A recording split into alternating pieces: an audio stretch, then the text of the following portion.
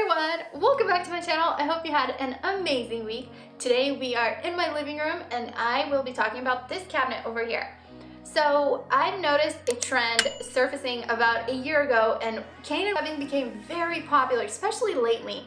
I saw a few cabinets online that I fell in love with, but of course I couldn't afford them, so I tried to find a budget-friendly way of making one. And this is actually not cane and webbing, if you guys look close. It's just regular old burlap that I painted. So I will be showing you guys a budget-friendly way of making faux cane and webbing and this cabinet. Okay, let's get started. First off, I stopped by my local Home Depot to get the wood, and I came across this plywood that was only $35, which I thought was a pretty good deal, and it had a decent thickness to it. I actually had them cut the sides and the top of my cabinet in store, and I love this. This actually saved me so much time instead of having to come home, measure it out, pull out my circular saw and having to cut it. Then I grabbed a few 1x2s for the door panels. I also grabbed one of these 2x2s to make the legs from. If you're new to my channel, I like to post most of my DIYs on the blog, where you can find building plans, supplies lists, and photo instructions. If you need any of that, I'll go ahead and add a link down below for you in the description section. Okay, so this console actually took me about 2.5 days to complete. It was definitely a lot easier to make than I was expecting, and it only cost me about $85 to $90 to make. Here's the list of supplies and tools I used. We first started off by assembling the pre-cut pieces for the sides and the top and bottom.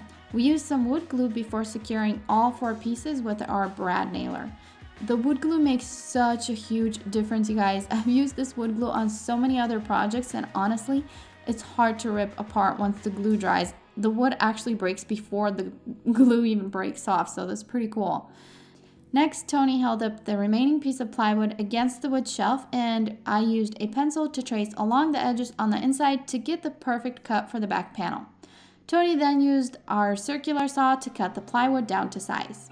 Okay, before attaching the back, I decided it would be easier to attach the legs first.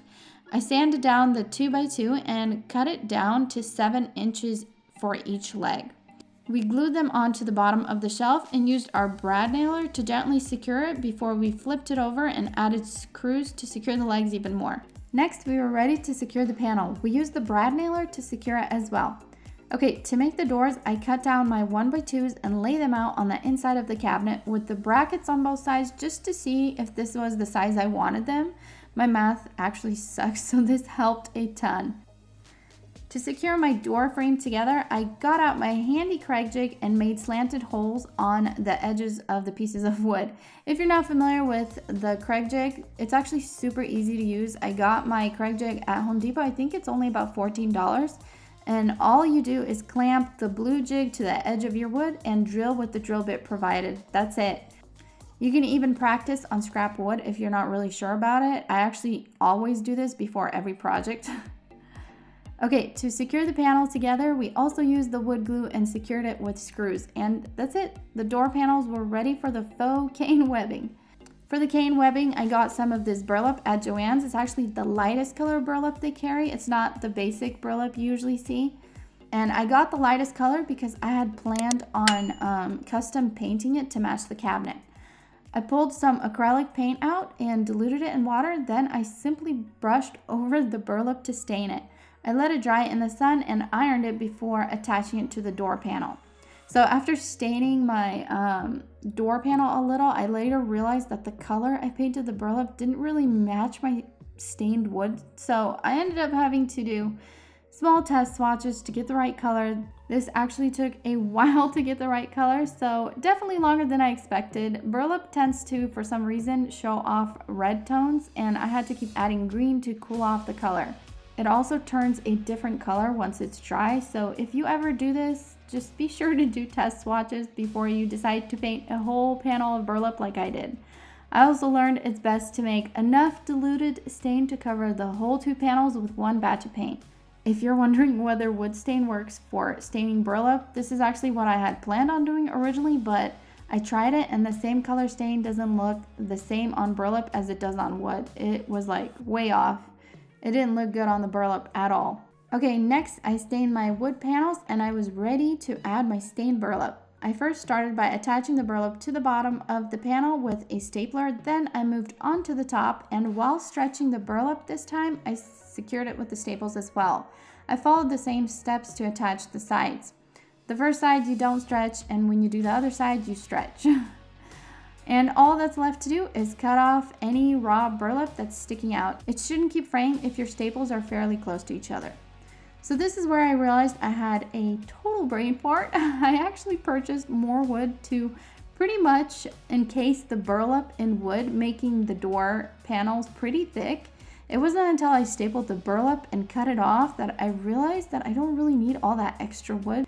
So because we used plywood and you could see all the raw edges, I used some of my veneer tape to cover the raw edges. This was actually my first time using it. I think this is called banding, and I was very impressed with how well it sticks.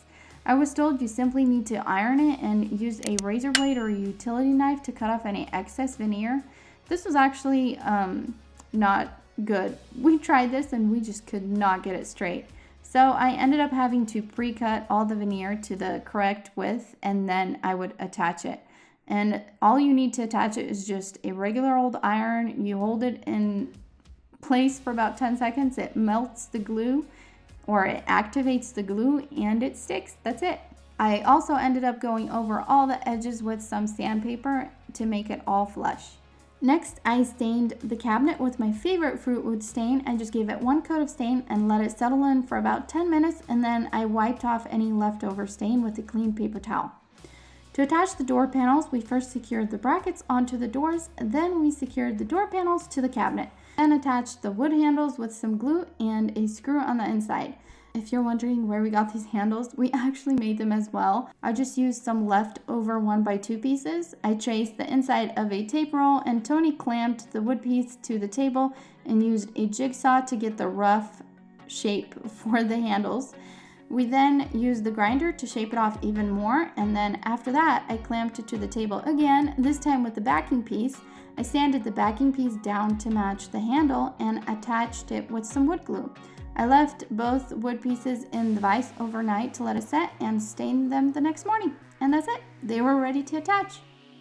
Hands down, my favorite feature about this project is definitely the burlap. I still cannot believe how realistic this looks. I mean, this burlap is really good at faking it.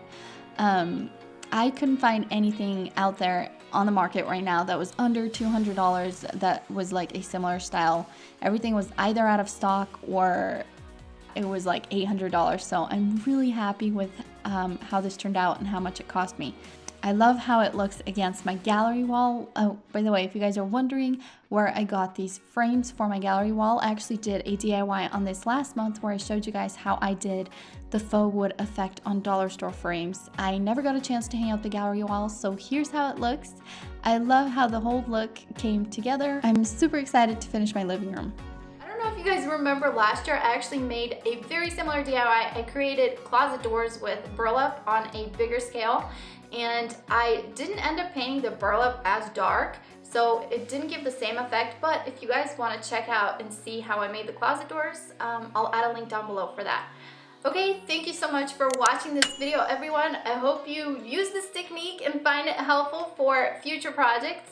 If you like this video, don't forget to give me a thumbs up, and don't forget to subscribe. I have a few big projects planned. Hopefully I'll get to share them with you soon. Okay, I'll see you guys all next time. Bye!